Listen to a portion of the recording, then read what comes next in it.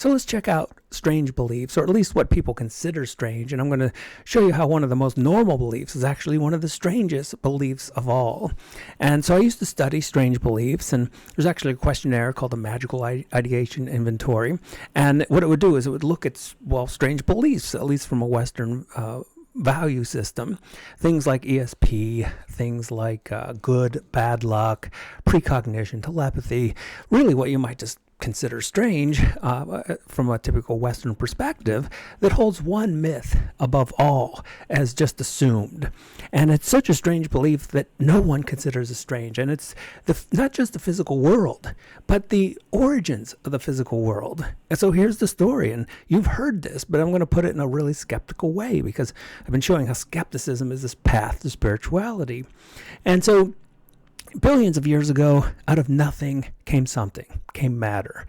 And out of this matter, somehow planets, suns were formed, stars.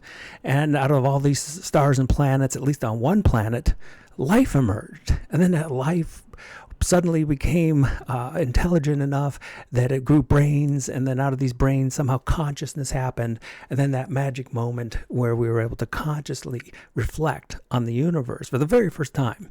Up to then, the whole physical universe was just dead, lifeless matter until, again, life emerged, and then consciousness. And this was all very, very recent. For the vast majority of the physical universe, it was just dead and lifeless, which is, again, where did this something suddenly come out of nothing? That's maybe the strangest part of the myth, but we seem to all accept it at some level.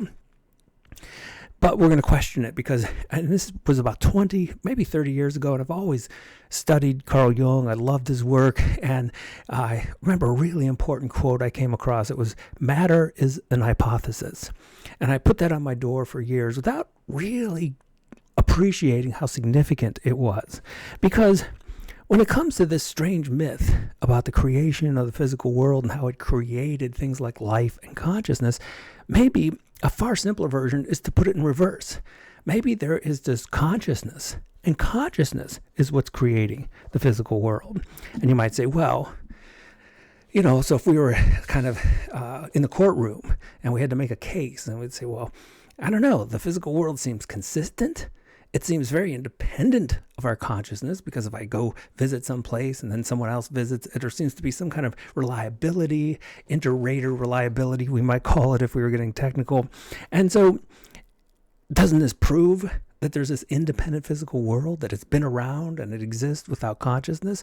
I mean, we could say that, but wouldn't it be as simple, or perhaps even simpler, to suggest that there's only consciousness, and consciousness is playing this game, this illusion of separation? And that's the reason the physical world seems so consistent, because it's a creation of a single consciousness. And it, of course, is having quite a bit of fun playing this game of separation. And of course, that's a bit of drama, to get lost in everything that you're not, to get lost that, into this thinking being that is really just one drop in an ocean that's just forgot that it's the ocean. And you might say, well, I don't know. And I've asked this question. It's the question that's persisted with me throughout the years. And it's, okay, if there is one interconnected consciousness, why does it play this game of division and individuality? And I actually asked this to Deepak Chopra. And I've told the story a few times, but it's so cool. And Deepak started talking, and I have no idea what he was saying, because I was not relating to him on a verbal level.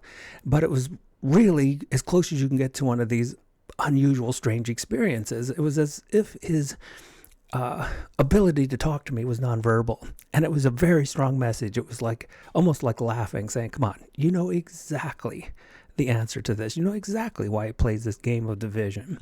And I couldn't help but to, kind of laugh at that, in the sense that you're right. I absolutely do know. I mean, my thinking mind doesn't know, because it's been taught these strange myths of the independent nature of physical reality. But even that, you could say, well, isn't that all just another very strange belief? Well, one, it may be strange, but it accounts for all these things we call strange beliefs, like telepathy and mystical experiences. But more so, it transforms itself from a belief that you have to use some kind of thinking mechanism to a direct experience. And then it's no longer something you believe in.